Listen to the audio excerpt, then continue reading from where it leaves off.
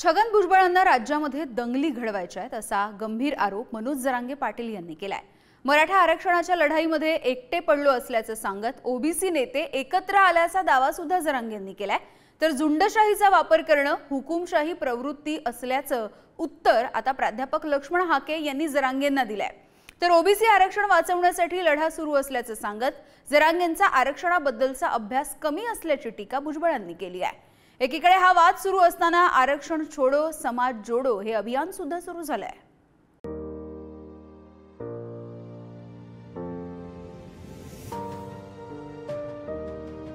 आरक्षणावरून आक्रमक झालेल्या मराठा आणि ओबीसी नेत्यांमधला संघर्ष संपता संपत नाहीये। मनोज जरांगे यांच्या उपोषणाला अंतरवाली सराटीत विरोध करणाऱ्या डॉक्टर रमेश तारक यांच्या तोंडाला छत्रपती संभाजीनगरमध्ये काळ फाडण्यात आला। आधी डॉक्टर तारक यांचा सत्कार करण्यात आला आणि त्यानंतर त्यांच्या तोंडाला झुंजार छावा संघटनेच्या कार्यकर्त्यांनी काळ फासला। मराठा समाजाला ओबीसीतून आरक्षण मिळावं आणि सगळे सोयरे अध्यादेश काढावा म्हणून आग्रही असलेल्या मनोज जरांगेंनी या लढाईत एकाकी पडल्याची भावना व्यक्त केली आहे। मराठा समाजाला आरक्षण मिळू नये यासाठी ओबीसी नेते एकत्र आलेत असंही त्यांचं म्हणणं आहे। 6 जुलैला शांतता जनजागृती रॅलीत सगळ्या मराठ्यांनी उपस्थित राहावं असं आवाहन जरांगेंनी केलंय आणि मराठा समाजाला माझं आवाहन सगळ्या मराठ्यांनी उपस्थित राहावं। छगन भुजबळांना राज्यात दंगली घडवायच्या आहेत असा आरोप मनोज जरांगे पाटील यांनी केलाय। जाग संकटात सापडली माझे गोरगरीब मराठ्यांचे पोरं संकटात सापडलेत। मराठ्यांच्या नेत्यानं ताकदीनं उभा राहा, हसण्यावर नेऊ नका, वाटोळं होईल। आपल्याला घेरलंय, आपली जाग संकटात सापडली आणि मी एकटा पडलोय। मी हटत नाही, मेलो तरी हरकत नाही, पण मी हटत नाही। मराठ्यांना ओबीसीतून आरक्षण दिल्याशिवाय सोडत नाही। पुण्याच्या भाषणात छगन भुजबळ म्हणले, त्यांचं असं म्हणणं होतं की आता गंजल्या तलवारी त्या घासून ठेवा। मग ते शायरीच्या माध्यमातून असं कशाच्या माध्यमातून ह्यो इशारा डेंजर आहे की तलवारी गंजल्या त्या घासून ठेवा। याचा अर्थ त्याला बहुतेक मराठ्यांसंग दंगल घडून आणायची, जाती जाती तेढ निर्माण करायचं। जरांगेंच्या या टीकेला झुंडशाहीचा वापर करणं ही हुकुमशाही असल्याचं प्रत्युत्तर प्राध्यापक लक्ष्मण हाके यांनी दिलंय।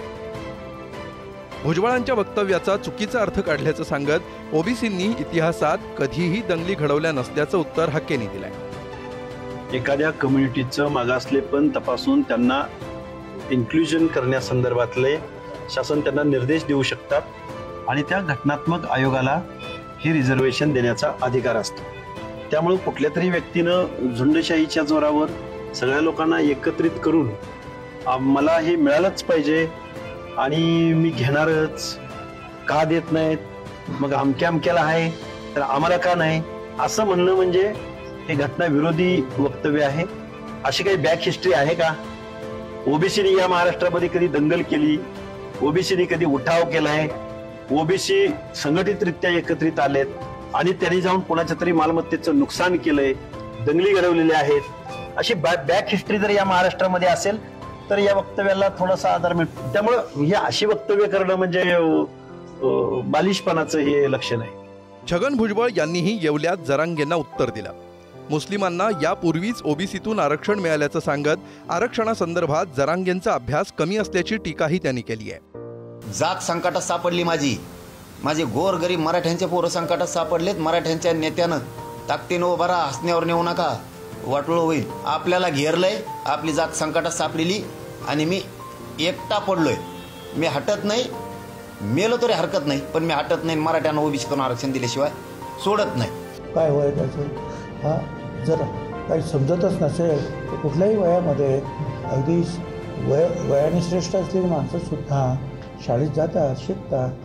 त्यामुळे तो या वयात शिकला तरी डोक्यात येईल की नाही माहीत नाही, प्रयत्न तर कर म्हणा बाबा। आमचे अर्जुन कोकाटे बसले, त्याला सांगतो एखादी शाळा काढ तिकडे।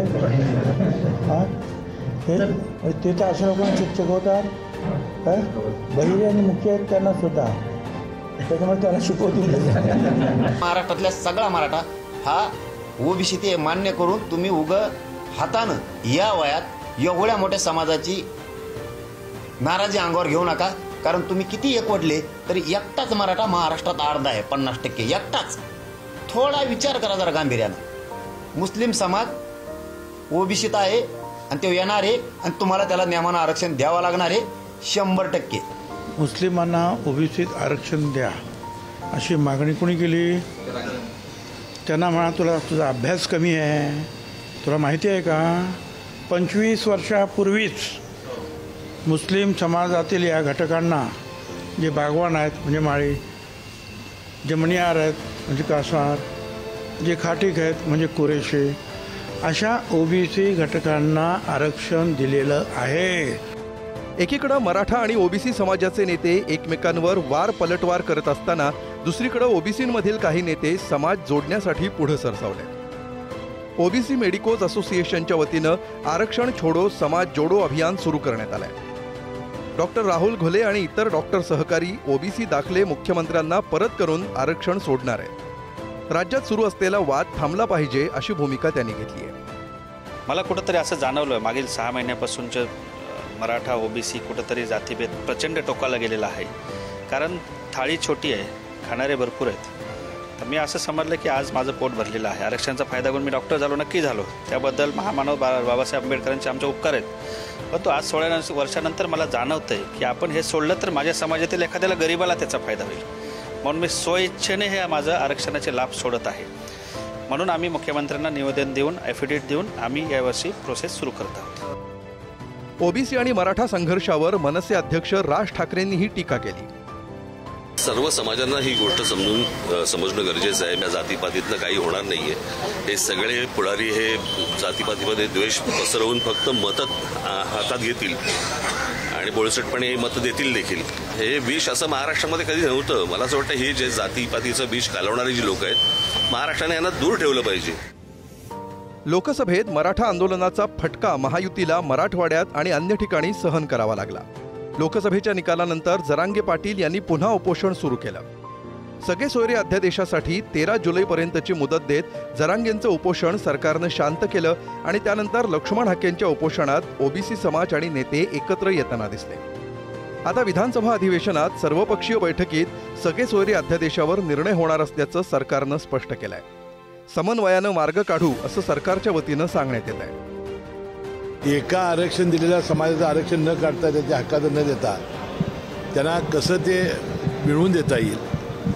आणि आता जे ओबीसी असेल किंवा मराठा आरक्षण असेल यामध्ये समन्वयानं मार्ग काढून वास्तविक अशा पद्धतीनं पुरोगामी महाराष्ट्रामध्ये सामाजिक सलोखा बिघडणं हे अतिशय वाईट आहे. यासाठी तिन्ही सरकारमधील पक्ष आणि सरकार यासाठी प्रयत्न करेल. विधानसभा अधिवेशनात हा तिढा सुटणार की विधानसभा निवडणुकीत आरक्षणाचा मुद्दा गाजणार यावर राज्यातल्या राजकारणाची दिशाही ठरणार आहे. ब्युरो रिपोर्ट, पुढारी न्यूज, मुंबई.